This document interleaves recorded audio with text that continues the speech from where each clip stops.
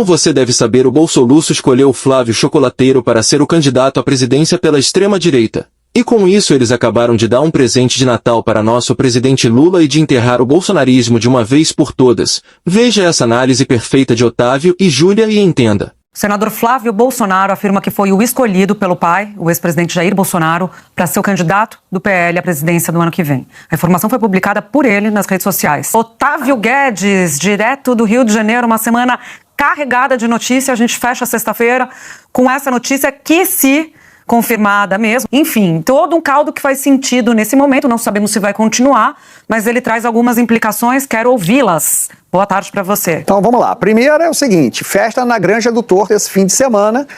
Algum candidato com sobrenome Bolsonaro é o candidato ideal para Lula. Né? Maior rejeição, tem rejeição. Derrotou o Bolsonaro 01, não vai derrotar, né? o 02. Então a confiança numa vitória do Lula aumenta nesse cenário. Além disso, adia a escolha de se for balão de ensaio isso, adia a escolha de outro nome.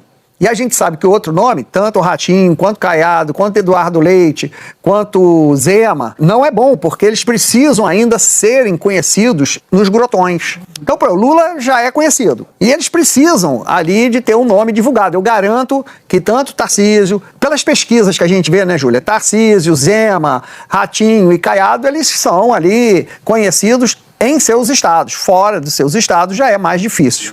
Então, para o Lula, primeira análise, para o Lula é a melhor notícia dessa semana. Melhor que o telefonema do Trump é essa notícia. Se for balão de ensaio, pode ser uma candidatura vacina. Bolsonaro já fizeram candidatura vacina. Quando alguém tem investigação, a pessoa pode ficar enrolada, bota a pessoa como candidato. Se chegar alguma coisa, diz, perseguição política, só estão fazendo isso porque é candidato. Você vai me perguntar, mas tem alguma investigação sobre Flávio Bolsonaro? Não, mas tem sobre assessores, pessoas muito próximas a ele. Isso aqui no Rio de Janeiro se sabe disso. A escolha do Ramagem surpreendeu todo mundo, ele concorreu com o Eduardo Paes à prefeitura. Falei, essa é uma candidatura vacina. O Ramagem, na época, o caso da ABIN, que ele usou a ABIN ali para espionar adversários políticos do governo, eu falei, é uma candidatura vacina, porque se essa história da ABIN avança, vai dizer que é uma perseguição, porque ele é o candidato do Bolsonaro no Rio de Janeiro. Mesmo isso sendo um balão de ensaio, esfria qualquer tentativa do Tarcísio de já começar a se colocar. Ele é o nome do mercado, é o nome preferido do mercado. Então, o Daniel Souza já estava ali me comentando que alguns índices já refletem... né? Uma repercussão já em dólar já refletem bolsa, ali né? um desânimo, porque isso esvazia momentaneamente o Tarcísio, que é o candidato do mercado, até segundo palavras do próprio Eduardo Bolsonaro. Michele também, que estava aí saindo nos últimos dias como a porta-voz, como o grande nome do bolsonarismo, também é deixada de lado, né? Também tem esse efeito para a família.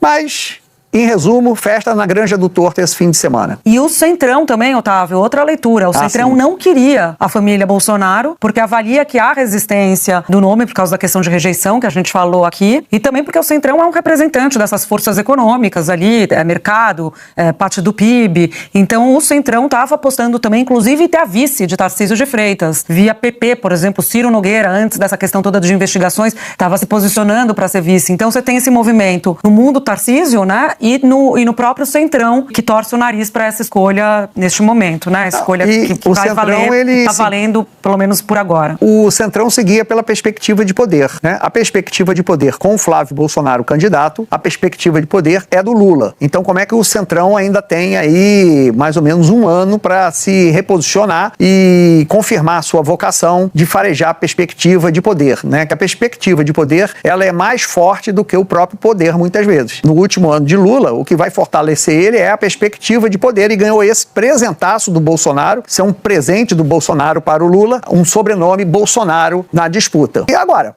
o Bolsonaro também, ele entende que se não colocar a família... Primeiro que sim, tem um jeito de ser do Bolsonaro que só confia na sua família. Então isso não é surpresa. Mas tem também um componente que se fosse o Tarcísio, o Bolsonaro já está sendo uma página virada. A própria Michelle está tratando de política sem Bolsonaro, os filhos também, ninguém mais trata da política pós-Bolsonaro do que a própria família. Se ele bota Tarcísio nesse momento, aí mesmo que ele desaparece. Então faz um sentido assim como uma tentativa de sobrevivência. Mas faz sentido, conhecendo o Bolsonaro, como ele atua, como ele é desconfiado, ele colocar para a disputa o filho, alguém dos seus, né? Sobre o Tarcísio ser melhor 2030, eu tenho dúvidas. Né? Você aposta mais que é um balão de ensaio ou que é uma candidatura para valer? Me parece ser uma candidatura, neste momento, me parece ser uma candidatura para valer pela situação que Bolsonaro se encontra. Ele precisa de alguém de confiança. Eu aposto alguém no contrário. No balão de ensaio. Balão de ensaio, porque o Flávio Bolsonaro não vai ficar sem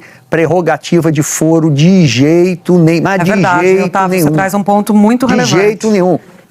Me passou pela cabeça isso, ele vai ficar sem o Senado, e você tem razão. Não vai ficar sem prerrogativa, sem foro privilegiado, não vai ficar mesmo. Ainda mais que tem investigações que atingem pessoas próximas. Eu acho que é um movimento que agora faz um sentido, né? Você espera, segura, e lá na frente eu acho que, de fato, pode mudar esse ponto que você... Eu acho que pode mudar mais por esse ponto que você coloca agora e nos alerta, que é muito relevante, do que qualquer coisa relacionada a outro candidato, Tarcísio, etc. Essa questão que você traz, eu acho que é a questão fundamental para a gente entender o movimento. Ele, de fato, ficar sem o foro privilegiado. Quando o Bolsonaro chega ao poder, considera-se que o Flávio, que seria o elo com a política, né? Porque ele teria... Mas caiu a rachadinha. A rachadinha com provas. Aliás, a rachadinha aconteceu no gabinete do Flávio Bolsonaro, porque o Queiroz, que era operador, disse, sim, eu fazia rachadinha, eu tomava o dinheiro dos servidores. Mas o Flávio não sabia. Apesar disso, há provas do Ministério Público que dinheiro era sacado pelos servidores e pagava boletos do Flávio Bolsonaro. Então, ele tem também esse passivo que vem à tona novamente. A investigação, como tudo no Brasil, não deu em nada. Quer dizer, o processo na justiça, onde vai julgar, não acaba em nada. Também é um caso que vai ser revivido na campanha. Por isso que eu aposto que é um balão de ensaio. Flávio Bolsonaro não fica sem foro privilegiado.